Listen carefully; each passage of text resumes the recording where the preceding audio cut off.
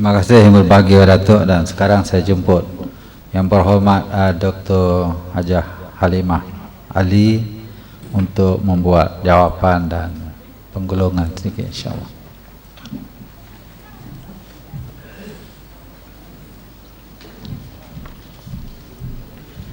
Assalamualaikum. Bismillahirrahmanirrahim. Yang Berhormat Timbalan Menteri Besar dan seluruh panelis dan tuan-tuan dan puan-puan, terima kasih kepada yang bertanya. Yang kedua tadi, yang menyentuhkan tentang orang Melayu ramai yang terjebak dalam dadah dan sebagainya, dan cerita tentang Selangor ada kuasa tak tutup kedai judi dan arak. Dikatakan lepas 2008, sejak Pakatan Rakyat memerintah Selangor, makin bertambah kedai judi dan arak.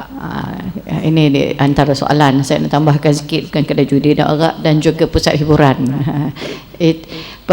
Soalan ini ditimbulkan dalam sidang Dewan Negeri Selangor setiap kali sidang Dewan kepada Esko PBT, kepada Esko PBT, dan saya selaku pengurusi jawatan kuasa induk menangani gejala sosial juga bertanya kepada PBT dalam mesyuarat saya.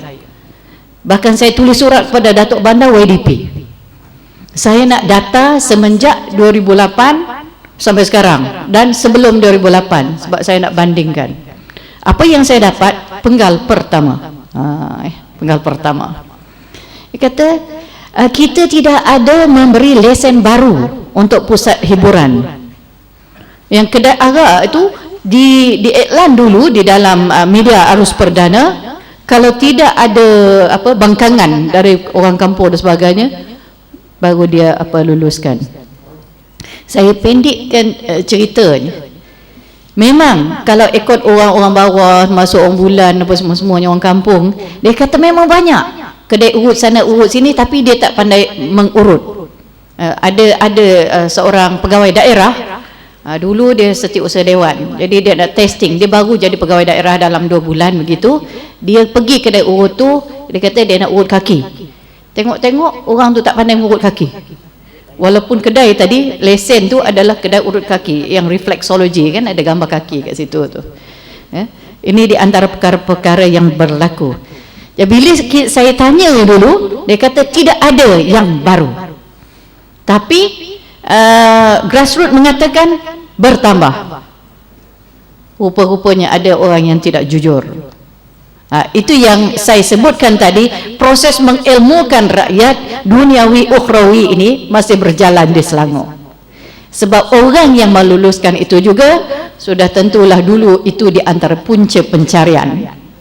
Boleh faham saya cakap dalam bahasa yang tadi Datuk Abu Bakar Cik, dia kata profesor mencakapkan itu bahasa-bahasa esko pendidikan katanya. Tapi pada penggal ini saya dapat laporan baru ni, minggu lepas saya mesyuarat jawatan kuasa induk menangani gejala sosial yang saya namakan semula memberikan nafas baru, beri pengharapan baru, kita boleh menangani gejala sosial. Saya katakan mereka, kalau perompak ada strategi untuk berjaya, pengedar dadah tahu kalau dia kena tangkap, sabit kesalahan, dia kena gantung sampai mati, dia nak berjaya juga, dia boleh mengatasi polis, boleh mengatasi orang kampung, boleh mengatasi itu dan ini. Maknanya dia ada plan untuk berjaya. Kenapa kita nak selamatkan orang daripada kejahatan orang jahat tidak boleh berjaya? Ini yang saya cuba didik dan latih penjawat-penjawat awam ini untuk menerima konsep ini dulu, bahawa kita boleh berjaya menangani gejala sosial, bukan mensifarkan sampai kiamat pun tak boleh, tetapi meminimalkan. Jadi laporan yang terakhir yang saya dapat penggal ini ialah rupa-rupanya memang ada kedai-kedai baru yang diluluskan. Dia lain-lain daerah, lain cara. Daerah Sepang, tuan tahu Sepang airport Sepang, airport KLIA dekat Sepang kan, daerah-daerah kat situ tidak ada bertambah. Ada 6 saja pusat hiburan semenjak 2009 sampai 2008 sampai 2012. Petaling bertambah. Dan saya dapat statistik masalah-masalah gejala sosial dan jenayah juga, Sepang maintain, Petaling bertambah. So saya kata tengok sendiri, buat analisa sendiri. So ini dapat daripada saya dapat fakta ini, saya kata saya nak jumpa pegawai yang melulus, yang memberi lesen-lesen semua benda ini. Itu di dalam proses. Baru minggu lepas kita mesyuarat, nak naikkan minit mesyuarat, dan dalam proses memberikan surat itu kepada PBT. Adakah kita ada kuasa lesen judi, lesen arak itu diberi oleh pusat? Kita kuasa kepada bangunan. Dan baru penggal ini Esko PBT berubah, bertukar, alhamdulillah. Kita memberikan satu mesej dasar Kerajaan Selangor. Kalau lesennya adalah urut kaki, dia buat urut lain, boleh faham dan ataupun lain-lain usaha perniagaan lain, maka perlu ambil tindakan kepada premis itu. Compound satu hari, tiap-tiap hari RM1,000, RM1,000. Sebelum ni kalau ada 3 kali asyik compound, tak jadi apa pun. Kita suruh dia naikkan compound dia. Dan akhir sekali kalau ada habis compound, sitakan. Dan arahan daripada kerajaan negeri ialah, kalau masih juga berdegil, maka rampas bangunan tersebut. Maknanya tuan punya bangunan, mungkin orang sewa tu lain, yang urut-urut tu mungkin yang lain, tapi tuan punya itu akan mengalami kerugian kerana kita akan rampas bangunan itu. Ini kita nak ajar beberapa peniaga-peniaga yang tidak tidak patuh kepada pada undang-undang dan sebagainya. Dan saya kata dasar Kerajaan Selangor ialah kita mahu setiap peniaga bila dia berniaga dapat untung. Nak jadi negeri idaman, maju, sejahtera dan berkebajikan, makmur kan. Tetapi Kerajaan Selangor tidak mahu perniagaan dan tidak perlu perniagaan yang merosakkan rakyat Selangor daripada segi spiritual, physical, intelek, emosi, sosial. Dah boleh caw lah. Saya nak kongsi sikit. Tadi ada yang disebutkan tentang kita, macam mana kita nak nikan masalah-masalah, kita nak kaji undang-undang, apa yang kita boleh buat dalam masa kita tak ada lagi absolute power. Saya cuba begini, negeri Selangor ini adalah ketua polis ketiga sejak saya jadi Esko. Tiap-tiap kali bertukar ketua polis, Khalid Abu Bakar dulu ketua polis negeri Selangor tu, saya akan pergi ke HQ ibu pejabat kontingen negeri Selangor, dan saya cakap direct dengan ketua polis, Datuk, saya mewujudkan jawatan kuasa induk menangani gejala sosial. Datuk, macam mana bagi tahu saya fakta sebenarnya supaya saya boleh merancang dari sebagai kerajaan. Saya perlu fakta sebenar. Ini bukan politik, Datuk. Kalau saya tak ada fakta sebenar, macam mana kami nak merancang? Saya serius. Datuk kena tolong, kena bantu saya, kena bekerjasama dengan saya. Direct. Kepada apa? Yang minggu lepas saya jumpa juga ketua polis yang baru ni. So saya jumpa bersama dengan pegawai tertinggi dia, commercial crime, narkotik, cawangan khas. Orang sini tahu ke cawangan khas tu apa? Apa lagi, dan jenayah berat. Semua yang paling top lah di negeri Selangor ini. Saya juga bagi mesej yang sama. Tengah bercakap, ni pun ada bunyi azan asar. So saya cakap dengan dia, kejap YB, dia kata, azan asar. Terhenti kejap, dia kata, alhamdulillah jugalah. Ini pendek cerita tu, saya kata saya serius. Datuk kena tolong, Datuk kena bantu. Whatever we want to do, Datuk kena tolong. Besoknya saya bagi SMS ke dia, terima kasih Datuk kerana memberikan kami peluang untuk lawat rasmi Datuk. Kemudian dia balas, sama-sama YB demi akhirat. Dia akan bekerjasama. So saya nak sebut kat sini, ada satu 2008 saya juga melawatkan ketua polis daerah. Bila mula-mula tu mula Pakatan Rakyat nak menang di Selangor kan, bila polis tengok orang Pakatan Rakyat ni mesti cek gaduh ni, masih nak mengutuk kita, nak mengata polis. Saya tak ada cakap dengan dia. Saya husnuzon kat dia, kata, tuan, kita perlu buat kerjasama.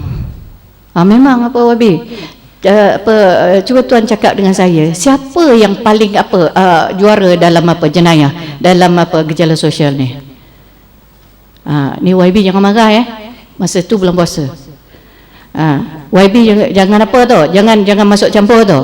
Ada seorang budak ni, saya nak dia raya dalam lock up ni. YB jangan jangan tolong, jangan masuk campur. Kenapa kata? Sebab dia baru merogol budak 15 tahun ke bawah. Saya kata saya okey. Bukan saya nak tolong dia keluar ke benda kan. So pendek cerita, saya kata, Datuk, baiklah tuan, ginilah, ramai orang tak tahu pasal jenayah dan sebagainya. Kita kena educate, kita kena didikkan orang-orang kampung kita. Saya nak buat ceramah, boleh tak tuan ikut sama? Alhamdulillah dia ikut 2 kali. Macam ceramah umum lah, saya ada sponsor segala kemah, segala apa benda semua tu. So dia pun berceramah. Masalahnya dia ceramah lagi panjang daripada saya. Lepas tu dia kata, orang mencuri ni, sekarang ni orang mencuri ni remaja-remaja Melayu Islam ni, kata dia yang paling ramai, 80% adalah remaja Melayu Islam. Sebenarnya hukum orang mencuri ni potong tangan aja. Saya pun senyum kat belakang dia. Ketua polis daerah boleh kata hukum untuk orang mencuri senang aja, potong tangan. Bukan saya yang perlu cakap, dia yang cakap. Jadi saya rasa kita ni ada peluang, insya-Allah. Saya yakin dan percaya, in tansurullah yansurkum wa yuthabbit aqdamakum. Keduanya saya nak sebut kepada yang berani menegur dan sebagainya tadi. Saya cuba menegur orang yang menjaga keselamatan dalam negeri saya. Kata, you must be serious. Tolong Datuk, kalau ada pegawai Datuk yang begini, orang kata dia tak percaya kepada polis, macam mana? YB bagi tahu saya direct. Itu kita nak tegur ketua dia, tegur yang kecil-kecil kan banyak tak dan kita nak buat. Kedua, tentang memperkasa institusi masjid, saya nak share. 2 minggu yang lepas saya buat program Spice Remaja. Menteri besar saya ni bila nak buat program dekat resort, dekat apa, dia kata banyak duit nak pakai. Selangor. Jadi kata macam mana saya nak jimat duit ni tapi program saya jalan. Jadi saya nak buat program Spice Remaja ni 17 tahun ke bawah. Saya kata saya nak 2 dalam 1. Saya mendengar orang masjid surau kata budak-budak sekarang ni tak mahu masuk masjid surau. So kata kita cuba pilot project di mana pelajar-pelajar ini kita buat program Spice Remaja di masjid di surau. 2 dalam 1. Pagi pukul 8.30 dia daftar, pukul 5 dia balik. Alhamdulillah, pukul 4 pagi dia datang ke surau. Bukan dia duduk kat resort, dari rumah dia bangun. Datang untuk apa? Datang untuk kiam. Datang Qiyamul Lail. Ni bukan orang Kelantan, ni orang Selangor. Di Kampung Raja Uda, Masjid Kampung Raja Uda, daripada 164 berdaftar pagi Sabtu, 157 orang pelajar datang pukul 4 pagi Qiyamul Lail. Kemudian kuliah 1 jam, ialah kuliah duha kan, tazkirah duha 1 jam. Pukul 8 pagi nun di depan pekarangan tempat letak kereta masjid, latihan kawat oleh kita punya ni lah, Brigade Amal. Dia punya mentor tu orang unit amal jugalah. 1 jam. Pukul 9 saya datang buat perasmian berkawat pusing kat situ, dan saya bercakap di perkarangan masjid, bukan di pentas atau apa. Keduanya di Pelabuhan Kelang, tempat Menteri Besar. Tu kawasan pekat hitam legam masjid itu. Yang berdaftar 108 orang. 90% daripada remaja itu datang balik untuk Qiyamul Lail pukul 4:30 pagi. Ini Selangor. Dan saya tanya depan depan Nazir, depan AJK, depan diorang, depan mak bapak, adik-adik dekat sini berapa orang yang pernah Qiyamul Lail di masjid ini sebelum ini?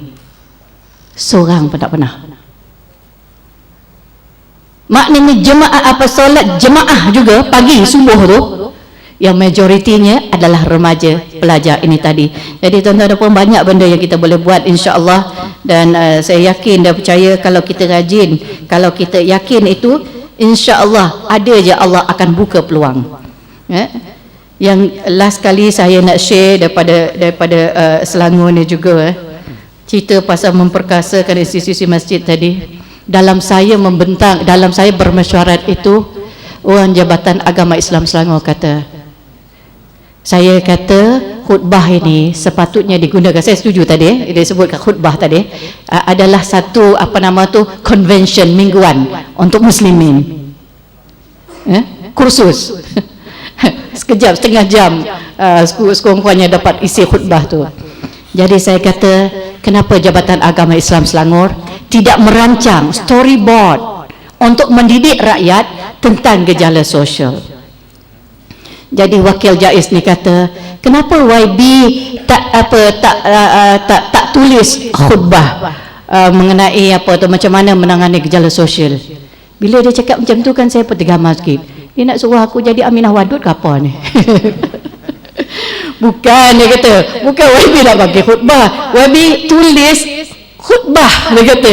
Lepas tu hantar kepada JAIS, kemudian dia akan dia akan olah supaya dia jadi isi khutbah, dia kata.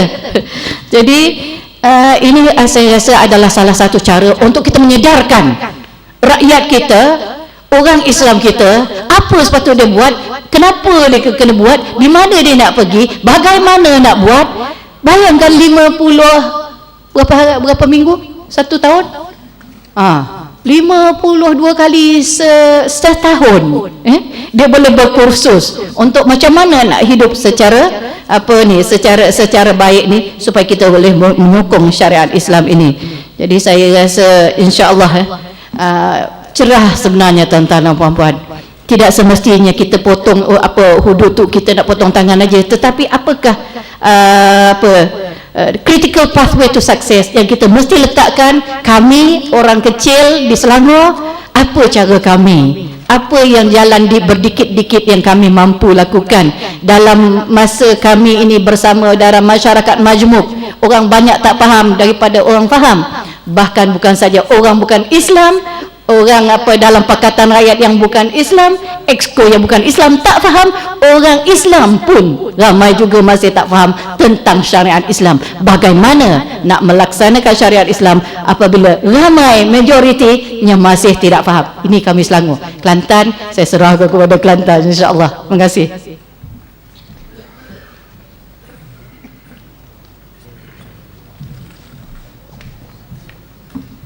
Terima kasih Yang Berhormat Dr. Halimah.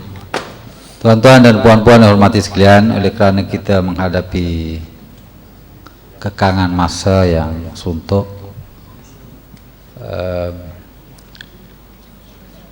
sekarang saya nak baca resolusi, draft resolusi convention, yang kalau sekiranya ada perubahan besar minta tolong bagi cadangan. Kalau tak ada, kita luluskan insya-Allah. Bismillahirrahmanirrahim. Resolusi Konvensyen Amar Ma'ruf dan Nahi Mungkar Peringkat Kebangsaan tahun 1434 Hijrah bersamaan dengan 2013 memandangkan masalah sosial yang kritikal di negara kita yang tercinta ini, serta sikap kerajaan Malaysia yang tidak memberi penekanan untuk mencari penyelesaian berpandukan ajaran Islam, maka masyarakat amat perlu diberi kesedaran kepentingan melaksanakan syariat Islam yang mampu menyelesaikan permasalahan ummah. Oleh itu, amar ma'ruf nahi mungkar adalah satu tuntutan agama yang mesti diberi perhatian oleh semua pihak. Dengan ini, Konvensyen Amar Ma'ruf Nahi Mungkar Peringkat Kebangsaan yang diadakan pada 22 hingga 23 Zulhijjah 1434 Hijriyah bersamaan 27 hingga 28 Oktober 2013 bertempat di Pusat Tarbiyah Islamiah Kelantan Putik dengan penuh azam dan iltizam bersetuju mengambil langkah-langkah berikut. Yang pertama, menubuhkan Majlis Amar Ma'ruf Nahi Mungkar Malaysia, di mana negeri Kelantan dipilih sebagai sekretariat yang pertama. Yang kedua, mengambil tanggungjawab bersama menggerakkan unit Amar Ma'ruf Nahi Mungkar di semua peringkat organisasi. Yang ketiga, pihak berkuasa negeri hendaklah menggerakkan Amar Ma'ruf Nahi Mungkar di semua peringkat. Yang keempat, menjadikan masjid sebagai pusat penggerak di peringkat mukim ataupun qaryah. Yang kelima, menyokong pemerkasaan sukarelawan pendidikan rakyat Malaysia kawan sebagai sebuah institusi pelaksana amar ma'ruf nahi mungkar. Resolusi ini dibentang dan untuk mendapat pandangan ataupun persetujuan daripada para hadirin sekalian. Ada bantahan? Tidak ada bantahan. Saya dengan ini mengisytiharkan bahawa semua yang hadir bersetuju dengan resolusi yang telah kita buat ini. Dan akhir kata, saya mohon maaf kalau ada kesalahan dan kesilapan, dan saya serahkan majlis ini kepada pengurusi majlis untuk melakukan upacara penutup convention Amar Ma'ruf Nahi Mungkar peringkat kebangsaan pada tahun 1434 Hijriah ini. Dipersilakan.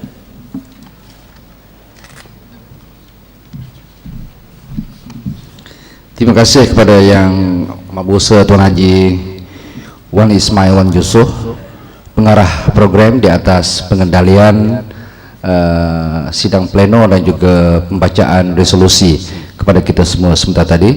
Dan hadirin hadirat yang dirahmati sekalian, kita ingin mengalu-alukan kehadiran yang berhormat Datuk Haji Muhammad Amar Ni Abdullah, Timbalan Menteri Besar Kelantan, dan juga yang berhormat Datuk Haji Muhammad Nasruddin Haji Daud, pengurusi jawatan kuasa pembangunan Islam, dakwah, penerangan dan hubungan serantau negeri Kelantan, yang ada bersama-sama dengan kita sempena dengan majlis perasmian penutup convention pada kali ini. Dan untuk meneruskannya, majlis dengan segala hormatnya menjemput dan mempersilakan Yang berhormat Datuk Haji Muhammad Amar bin Haji Ni Abdullah, Timbalan Menteri Besar Kelantan, untuk menyampaikan ucapan perasmian penutupnya. Majlis dengan segala hormatnya menjemput dan mempersilakan.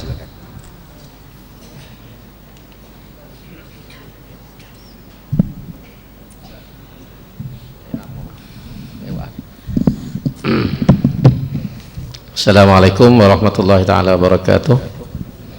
Alhamdulillahirabbil alamin, wassalatu wassalamu ala asyrafil mursalin wa ala alihi wa sahbihi ajma'in. Rabbi shrah li sadri wa yassir li amri wa hlul 'uqdatam min lisani yafqahu qawli. Ya hormati pengurusi majlis, yang berhormat Ustaz Datuk Muhammad Nasruddin bin Daud, pengurusi jawatan kuasa pembangunan Islam, dakwah, penerangan dan hubungan serantau, yang berhormat Dr. Halimah Ali, pengurusi jawatan kuasa tetap pendidikan, pengajian tinggi dan juga pembangunan modal insan negeri Selangor, yang berhormat Hajah Mumtaz bin Muhammad Nawi, pengurusi jawatan kuasa pembangunan wanita, keluarga, kebajikan dan kesejahteraan rakyat negeri Kelantan, ahli-ahli yang berhormat, yang berbahagia Ustaz Datuk Abu Bakar Cik, Presiden ataupun pengurusi kawan Malaysia, yang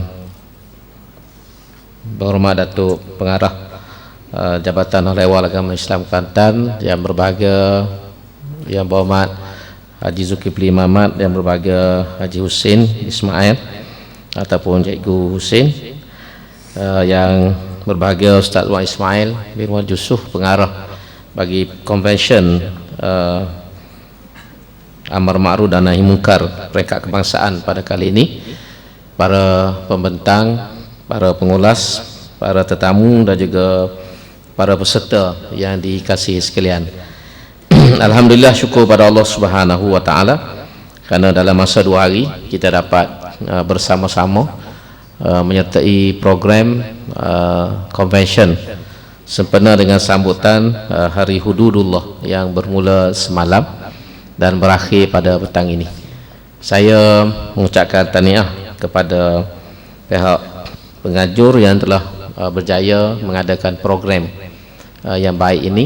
Dan saya percaya daripada tajuk-tajuk yang dibincangkan bermula daripada semalam sehinggalah kali ini kita dapat banyak manfaat ataupun dalam bahasa sekarang dipanggil input yang berguna untuk menjadi rujukan dan juga menjadi panduan kepada kita dalam melaksanakan tugas yang besar ini. Sebagaimana yang kita maklumi, amar ma'ruf dan nahi munkar adalah peranan yang paling utama umat Islam, dan ciri amar ma'ruf dan nahi munkar inilah menjadikan umat Islam ini sebagai umat yang terbaik. Sebagaimana Tuhan kata, kuntum khaira ummatin ukhrijat linnas ta'muruna bil ma'ruf wa tanhauna 'anil munkar wa tu'minuna billah. Kamu merupakan ummah terbaik yang dikeluarkan oleh Allah Subhanahu wa taala kerana kamu melaksanakan amar ma'ruf nahi munkar dan beriman kepada Allah Subhanahu wa taala. Daripada keseluruhan sifat orang beriman ini, Allah Subhanahu wa taala meletakkan ciri keistimewaan itu, dan ciri yang menjadikan kita ni sebagai khairu ummah ialah al-amru bil ma'ruf wan nahyu 'anil munkar. Amar ma'ruf dan nahi munkar.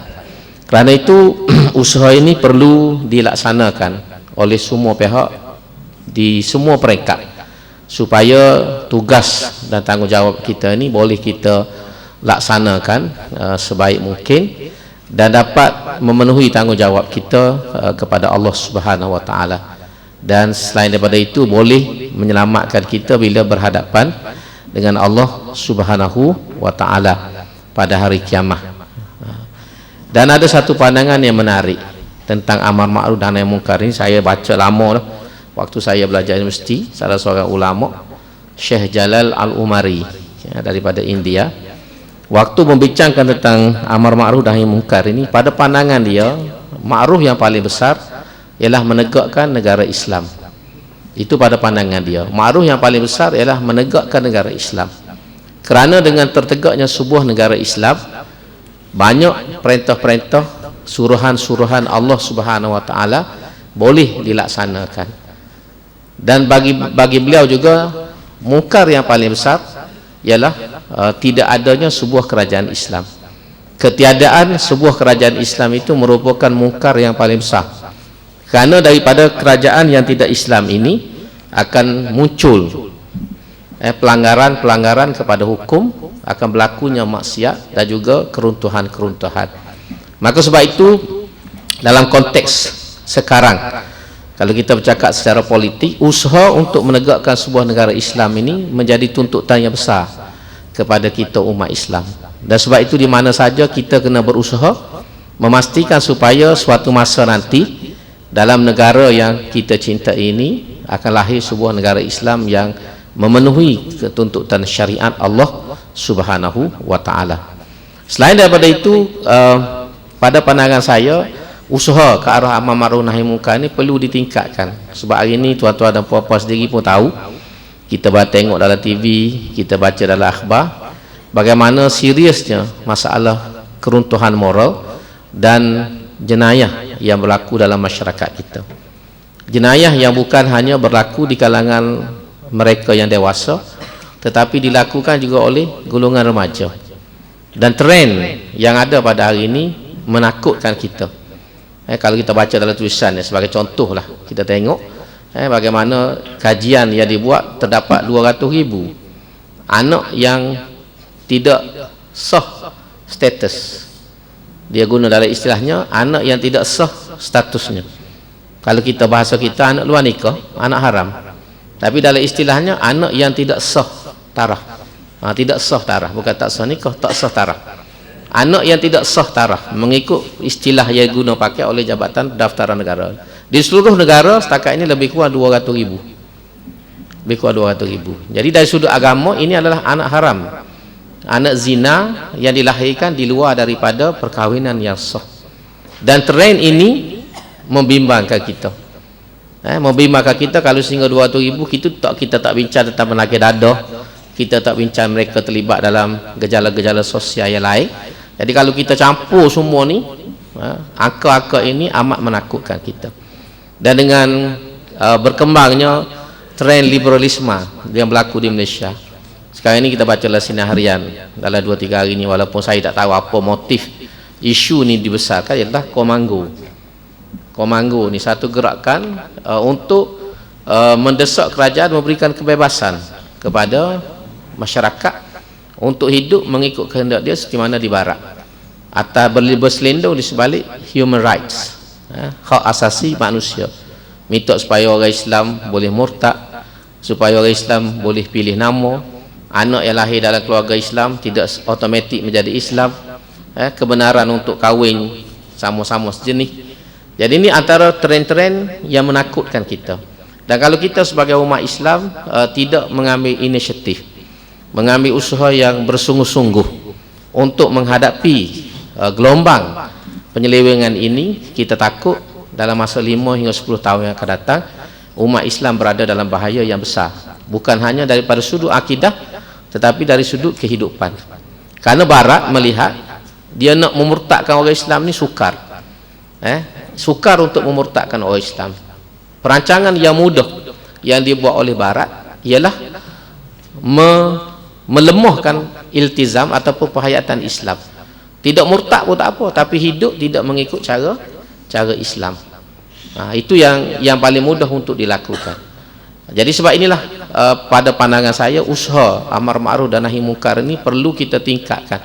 Tapi hari ini kita tidak nampak kesungguhan itu di semua mereka. Berbeza kalau Datuk Abubakar Cik mula semua zaman kita waktu kita universiti, kita boleh rasa gelombang dakwah berlaku di seluruh negara. Tapi hari ini kita tidak rasa gelombang itu. Walaupun dengan tidak menafikan ada usaha-usaha dakwah dilakukan oleh semua pihak di semua peringkat, tetapi kita tidak merasai gelombang itu. Berbanding dengan tahun 70-an dulu waktu kita berada di universiti, waktu saya masih pelajar, kita merasa gelombang kebangkitan dakwah itu. Berlaku pertemuan yang jelas antara usaha untuk menegakkan Islam sebagai satu sistem hidup dengan mereka yang melanggar hukum-hukum Allah Subhanahu wa taala. Jadi kalau kita boleh hidupkan balik gelombang kesedaran Islam ini, kebangkitan dakwah ini di seluruh peringkat, supaya mereka yang menentang kebenaran agama dan mereka yang nak lari daripada asas agama ni merasa bimbang. Hari ini kita nampak golongan ini lebih agresif daripada kita orang Islam sendiri. Mereka lebih agresif, berselindung di sebalik civil rights, human rights, untuk mempropagandakan pemikiran-pemikiran yang songsang ini. Jadi sebab itu convention ini adalah pada pandangan saya kena dengan masanya, dan kita perlu memberikan perhatian yang besar kepada perkara ini untuk masa depan yang lebih baik untuk anak cucu kita. Sebab itu saya selalu sebut bila cakap tentang amar ma'ruf nahi munkar ini, tentang perumpamaan yang diberikan oleh Rasulullah sallallahu alaihi wasallam. Sebab ada setengah orang bila kita bercakap tentang dakwah, tentang amar ma'ruf nahi munkar, dia kata buat apa kita jaga tepi kain orang lain. Orang Melayu ni masyhur, jangan jaga tepi kain orang lain. Kalau dia selok pun kita pakat-pakat tengok. Itu jadi masalah kita orang Melayu. Tapi sebenarnya ialah bukan itu yang dimaksudkan itu. Bukan itu, sebab dalam satu hadis yang jelas Nabi kata masalul qaim fi hududillah wal waqi' fiha kamathali qaumin istahamu fi safinatin fa akhadha ba'duhum a'laha wa akhadha ba'duhum asfalaha.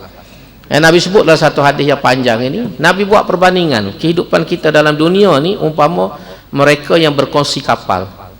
Naik atas sebuah bahtera, ada orang duduk di atas dek, ada orang duduk di dalam perut kapal. Jadi orang yang duduk di bawah ni dalam perut kapal ni, setiap kali mereka memerlukan air, mereka akan naik ke atas, cebok air daripada luar kapal, turun naik. Jadi mereka rasa penat turun naik, lalu mereka berpakat.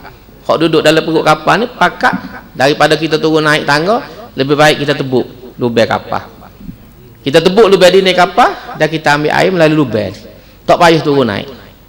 Jadi Nabi kata kalau orang yang di atas ini membiarkan orang yang berada dalam perut kapal ini menebuk dinding kapal dan mengambil air daripada dinding itu, sekiranya air masuk, bukan hanya yang berada dalam perut kapal yang lemah, yang di atas dek pun mati juga.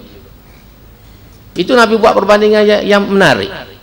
Maknanya maksiat ni, perkara mungkar ni, kalau dibiarkan berlaku dengan alasan jangan ambil peduli apa ni, kain orang lain, jangan ambil tahu hak orang lain, maka kesannya kepada masyarakat, kehancuran akan berlaku bukan hanya kepada pelaku maksiat, tetapi juga kepada orang yang baik. Sebab tu Tuhan kata wattaqu fitnatan la tusibanna allazina zalamu minkum khassah. Takutlah kepada musibah yang tidak akan menimpa kepada mereka yang zalim, iaitu orang yang melanggar hukum Tuhan saja. Tetapi bila berlaku musibah, musibah ni akan kena semua, kecuali manusia bila dibangkitkan besok mengikut niat dan amalan dia masing-masing. Jadi kalau mari banjir, mari bencana, pecah empangan macam di Cameron Highland, kalau mati belakang. Orang baik, orang jahat, banjir kita tengok, dia tidak kata pergi siapa rumah Tok Ali, dia konang lah ke lain. Dok, banjir ni dia gomoh belakang rumah Tok Ali tak lebar pun. Mati belakang. Tapi yang penting kita akan dibangkitkan mengikut niat dan amal kita. Maknanya itu, wattaqu fitnatan la tusibanna allazina zalamu minkum khassah. Azab Tuhan, bencana Tuhan kalau turun dia kena belakang. Tapi rahmat Tuhan, wallahu yakhtassu birrahmatihi man yasha. Itu cara Tuhan bui. Allah ni yakhtassu birrahmatihi man yasha. Rahmat Tuhan ni dia beri ikut dia pilih. Dia bukan bagi semua. Orang yang dia pilih saja dapat rahmat. Tapi musibah itu semua kena. Bencana akan semua kena. Contoh paling mudah bila berlakunya AIDS. AIDS ni berpunca daripada orang yang mengamalkan seks songsang ataupun rambang, cara rambang. Jatuh sama jatuh dengan puai. Orang macam tu punca. Tapi gejala AIDS ni akan menimpa semua orang. Waktu saya di universiti ada satu kes yang serius, keluarlah surat khabar, saya sendiri mengalir air mata baca bagaimana seorang perempuan, masa tu AIDS ni baru saja timbul di Malaysia, orang tidak berapa kisah, seorang perempuan menderita kerana AIDS selama 15 tahun. Puncanya dia sakit, pergi hospital, dia memerlukan darah. Maka doktor bagi ambil darah daripada tabung darah. Masa tu AIDS ni tidak besar lagi. Jadi doktor tidak berapa teliti dalam masalah menapis darah, screen darah tu. Tapi kalau screen darah macam mana sekalipun, darah kita ni mengikut doktor dia ada masa dia panggil apa dah istilah dia panggil.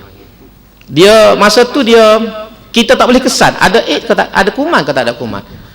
Apa istilah saya terlupa dah nama istilah bahasa Inggeris tu. Dormant. Dia masa tu dia tak boleh.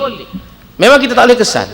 Jadi bila darah orang lain ni diambil dalam bank darah di hospital, dimasukkan ke dalam badan perempuan ni kerana dia memerlukan darah baru, maka berlakulah pemindahan HIV itu, kuman HIV ke dalam darah dia. Dan lepas tu dia disahkan mengidap AIDS. Seluruh keluarganya membiarkan dia. Mak dia tak mengaku anak, ayah dia tak mengaku anak, adik-beradik tak pergi melawat dia. Muncullah suami dia orang baik. Suami dia mempertahankan dia sebab dia kenal isteri dia. Dia tahu isteri dia tak akan buat benda yang tidak baik. Isteri dengan anak dia duduk bersama dia 5 tahun, dia sakit berat sehingga akhirnya mati. Cerita dia keluar dalam surat khabar muka depan masa saya di universiti. Bagaimana kesan daripada kejahatan orang lain ni boleh sampai kepada orang lain. Itu bahayanya. Dia kata fitnatan la tusibanna allazina zalamu minkum khassah. Boleh jadi orang lain buat jahat, tapi kalau kita membiarkan kejahatan itu, kita tidak berusaha mencegah, kesan daripada kejahatan itu akan mengenai orang yang tidak berdosa. Berapa ramai isteri yang dijakiti AIDS kerana suaminya berulang-alik ke golok dengan tabah. Berapa orang anak yang menjadi masalah kerana ayah dia ataupun mak dia terlibat dengan AIDS. Anak yang tidak berdosa menjadi masalah sebab dia boleh berlaku perpindahan, transmission. Penyakit ni boleh transmit melalui fluid, cecair, air liur, apa semua ni boleh berlaku perpindahan. Inilah contoh yang paling mudah. Sebab tu Nabi menggambarkan kita duduk dalam masyarakat ni masalul qaim kamathali qaumin istahamu fi safinatin. Kita berkongsi bahtera kehidupan. Maka sebab tu amar ma'ruf nahi munkar adalah penting. Dan pepatah orang Melayu itu jangan ambil tahu hak kain orang lain itu dalam konteks yang berbeza. Mana tu kita tengok saya elok nak cari panah kurat dia.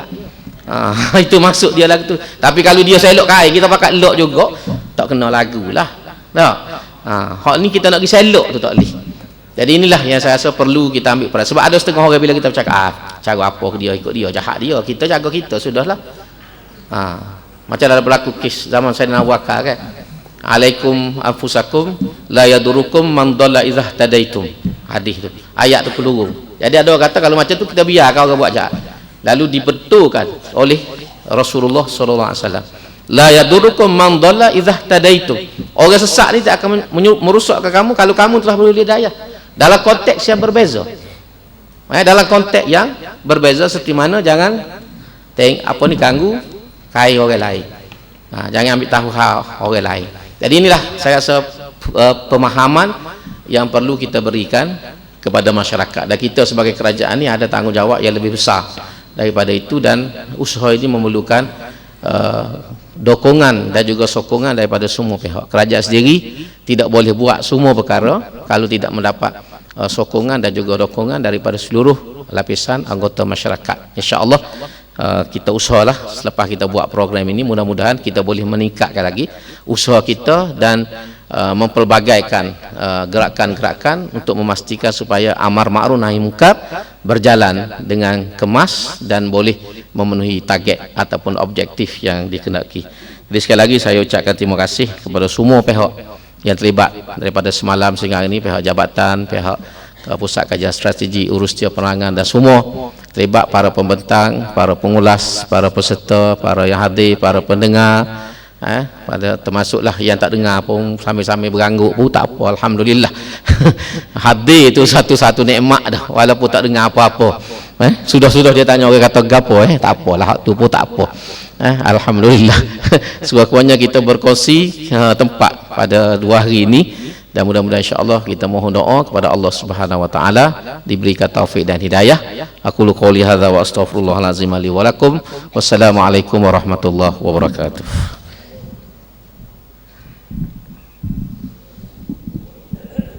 Majlis merakamkan ucapan jutaan terima kasih kepada Yang Berhormat Dato' Haji Muhammad Amar bin Abdullah, Timbalan Menteri Besar Kelantan, di atas ucapan perasmian penutupnya sebentar tadi. Dan hadirin yang dihormati sekalian, untuk berikutnya ini sebagai ketandaan terima kasih kepada pembentang-pembentang kertas untuk sesi hari ini, majlis dengan segala hormatnya menjemput dan mempersilakan Yang Berhormat Dato' Pengarah Jabatan Haiwan Agama Islam Kelantan untuk mengiringi Yang Berhormat Dato' Haji Muhammad Amar Haji Ni Abdullah, Timbalan Menteri Besar Kelantan, untuk menyempurnakan majlis penyampaian cenderahati. Dipersilakan.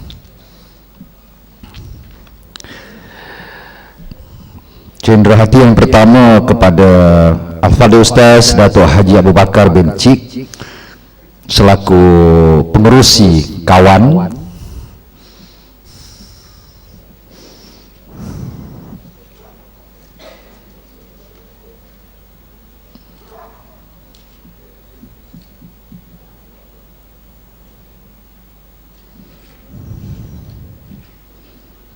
pembentang yang kedua Yang Berhormat Dato' Haji Muhammad Nasruddin Haji Daud, pengurusi Jawatankuasa Pengenalan Islam Dakwah Penerangan Hubungan Seranta Negeri Kelantan.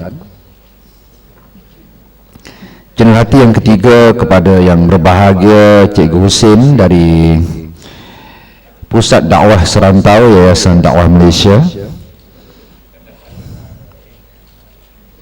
Dan cenderahati yang ketiga daripada Yang Berhormat Puan Dr. Halimah Ali, pengurusi Jawatankuasa Tetap Pendidikan Tinggi dan Pembangunan Modal Insan Negeri Selangor Darul Ehsan.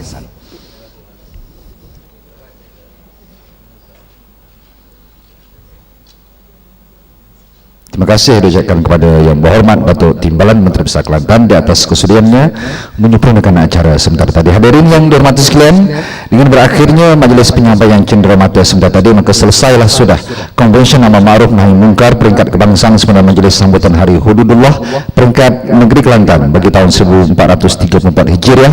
Terima kasih kepada semua yang hadir. Marilah sama-sama kita menangguhkan majlis ini dengan sama-sama kita membaca tasbih kafarah dan surah Al-As.